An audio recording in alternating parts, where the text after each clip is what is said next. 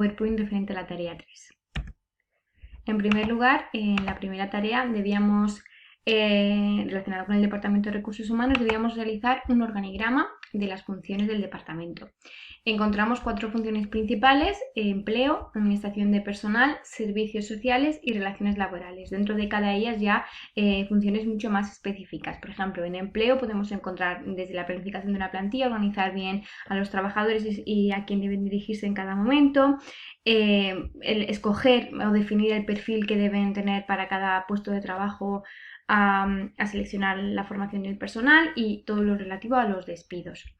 Ya en la administración de personal serían asuntos más de tramitación y gestión de documentos, como fuesen contratos o gestión de nóminas y seguros sociales, tramitar algún permiso, por ejemplo, para ir a un examen o ir al médico, controlar la asistencia de los trabajadores y, en el caso de ser necesario, un régimen disciplinario, las funciones que se encargarían.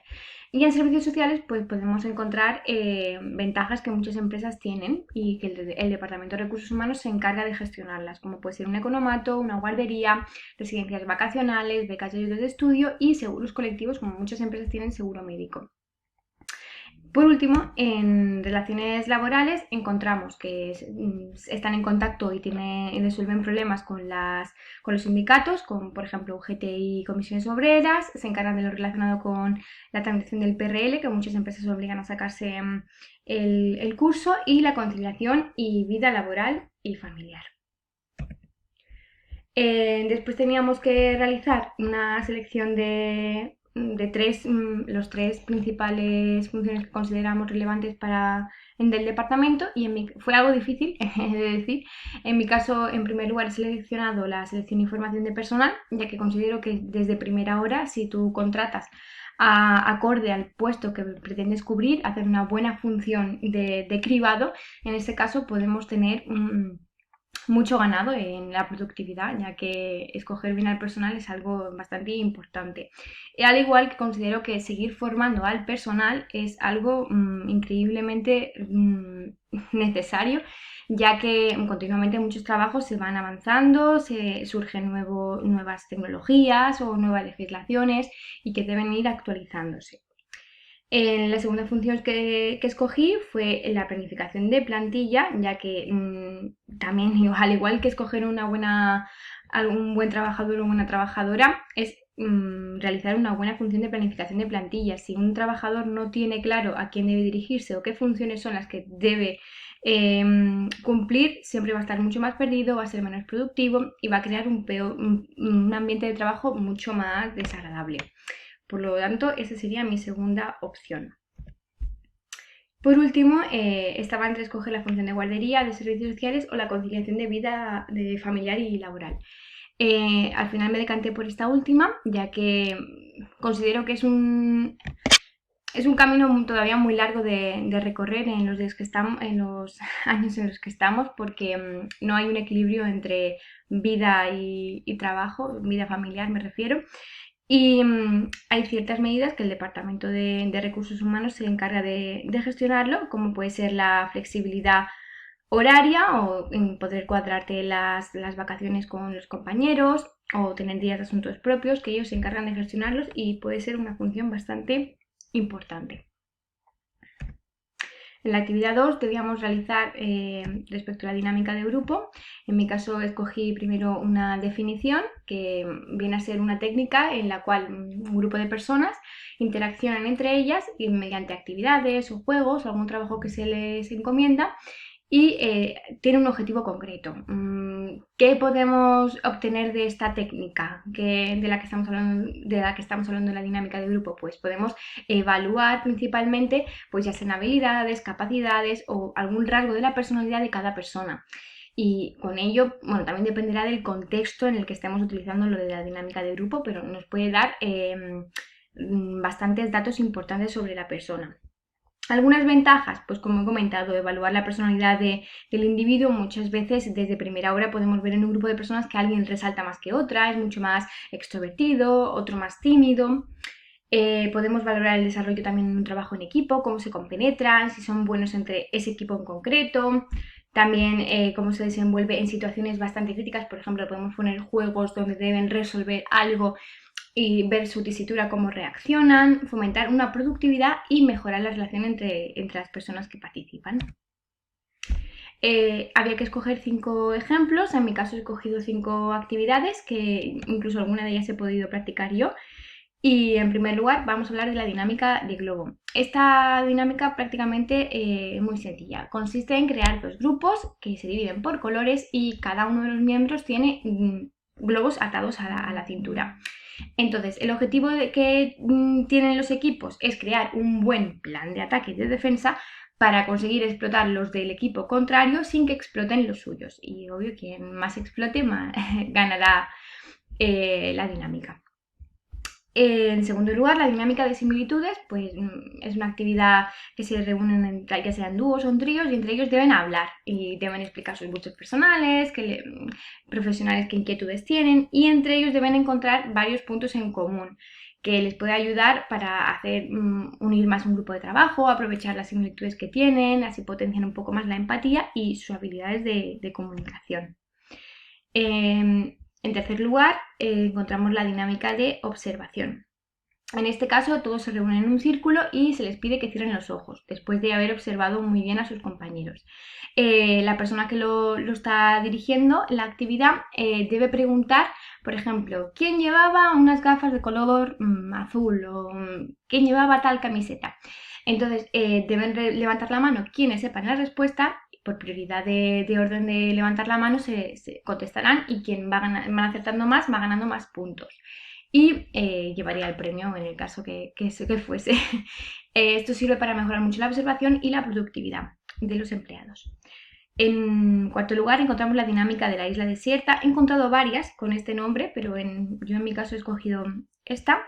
Es bastante sencilla, se pide a los candidatos que escriban en un cuestionario una respuesta a una serie de preguntas, como a qué compañero elegirían para estar en una isla desierta o qué se llevarían, o a qué compañeros 3 escogerían para irse. Deben responder al cuestionario pero con una justificación, pero sin poner su propio nombre. Se entrega el cuestionario, como he dicho, sin identificar y luego se deberán exponer ya en voz alta las justificaciones que se han escrito. Y el objetivo también es ver los valores que se hacen resaltar más importantes entre compañeros y a quién más o menos escogen. Por último, escogí el juego de roles, que es uno de los que yo misma he realizado. Y en esta dinámica, pues el objetivo es resolver algún conflicto, alguna situación crítica. Te dan un caso a resolver, por así decirlo, y la persona encargada de dirigir la dinámica divide al grupo divide a los miembros en 2 grupos. Entonces expone esta situación y deben resolverla entre ellos. Y podemos ver pues con cada uno las ideas que aportan, cómo se enfrentan a la situación y cómo actuarían. En la actividad número 3 debíamos seleccionar un fragmento de un vídeo. En mi caso escogí En busca de la felicidad, la entrevista de trabajo que se realiza al protagonista. Esta película es una de mis favoritas, trata la vida de Chris Garden, que se dedica a vender un aparato de uso médico, pero que su trabajo no le permite llegar a fin de mes. Su mujer la acaba abandonando y le deja a cargo de su hijo de 5 añitos. Entonces, en su vida empiezan a pasar ciertas dificultades a causa de no tener dinero y al final tiene una oportunidad para un puesto de trabajo que él se esfuerza mucho por conseguirlo y su suerte cambia para bien. En el fragmento podemos encontrar como en el Departamento de Recursos Humanos se crea una función de empleo, ya que se trata de una selección de personal. Se encuentran reunidos en el fragmento 4 hombres, que son los que le van a realizar la entrevista, y obviamente es una función de gran importancia, como hemos comentado antes, el reclutar al personal acorde al puesto que se pretende cubrir. En este caso vemos como al final escogen a Chris, pese a que se presenta con unas condiciones que no serían las más adecuadas, como podemos ver en el anterior imagen. Va con una ropa que no es apropiada y ve manchado un poco de pintura porque había pasado la noche anterior en la cárcel. Chris, pese a ir en esas condiciones, pone siempre un tono muy sarcástico y de humor al asunto, muestra su dote en habilidades sociales y se desenvuelve bien y consigue finalmente crear una empatía con con el grupo de recursos humanos y consigue el puesto.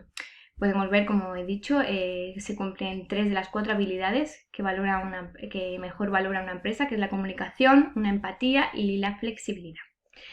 Como páginas consultadas, firma Affinity para conseguir los datos y YouTube. En la actividad número 4 de comunicación debíamos presentar ciertos problemas de comunicación, realizar un informe al respecto. En este caso, respecto a la comunicación descendente, pudimos ver como que había ciertos problemas desde la parte superior de la empresa, ya que desde un primer momento no había dejado claras las funciones que se debía cumplir cada empleado, lo que comentábamos de una buena planificación de la plantilla, que cada persona tenga bien claro sus funciones y a quién se debe dirigir en cada momento. Entonces, desde el departamento de contabilidad, que no sabían bien qué debían pasar en la formación, a quién se la debían pasar, pues existía una comunicación descendente bastante negativa. Ellos, además, los superiores debían tener unas ciertas medidas de control o supervisión para que todo vaya bien. Ya sin embargo, en la comunicación ascendente nos encontramos pues problemas de que desde los órganos más inferiores no se había notificado tampoco ninguna queja o reclamación a los superiores y respecto a los informes de la tesorería que los habían realizado por el departamento de contabilidad. Claro, si ellos tampoco ponen ninguna queja y no dan a conocer esta situación a los superiores, pues también no existe una buena productividad ni un buen ambiente laboral, tanto que tampoco hay una buena comunicación ascendente. Por último, encontramos la comunicación horizontal. Entre departamentos tampoco había una buena comunicación, ya que nos habían comentado qué debían hacer, una buena relación verbal, ni habían concertado ninguna reunión para tener de acuerdo qué documentos debían presentar o qué debían hacer. ¿Cómo se puede solucionar estos problemas que hemos visto? Pues desde el primer problema de la comunicación descendente podemos ver que el nivel superior debe sentarse y organizar bien los departamentos en primer lugar, por supuesto, crear una buena planificación de plantilla y claro, y que se encargue una persona de supervisar que todo se esté cumpliendo. Y desde la comunicación ascendente, pues anteponer las reclamaciones cuando sean necesarias, siempre en su buzón pertinente, y que los superiores también tengan conocimiento de lo que no funciona realmente en el trabajo. Entre los departamentos, como la comunicación horizontal que hablábamos, podrían concertar, por ejemplo, reuniones semanales o cuando fuese necesario para estar también un poco en la misma onda todos y saber bien qué se debe hacer. Y lo que relaciona, o sea, actividades que deban hacer entre diferentes departamentos. En la actividad número 5 de motivación debíamos buscar un artículo periodístico. En mi caso he escogido el cómo incrementar la motivación en el trabajador y retener el talento. Este artículo lo podemos definir como medidas que se pueden adoptar en una empresa para retener el talento y su motivación. El que he escogido principalmente da 7 ideas o medidas eficaces para retener el talento en una empresa y así tenerlos motivados también. Lo que dice es que se ha hecho una encuesta en la cual se ve que no solamente importa el salario, ya que también los trabajadores buscan tener cierta flexibilidad en su lugar de trabajo, disponer de pausas, tener un método de trabajo que les agrade, en fin, que no todo es el dinero lo que les llama la atención. La tesis principal, como he comentado, serán las medidas que deben adoptar una empresa para conseguir que su empleado esté cómodo y no quiera marcharse. Como sabemos, según la teoría de las necesidades básicas, necesitamos pertenecer siempre a un grupo social, sentir que tenemos estima, y eso pues las empresas también lo pueden utilizar para motivar el personal y conseguir una buena motivación externa, no solo por el salario, sino por un conjunto de condiciones laborales que sean inigualables y así poder retener ese talento.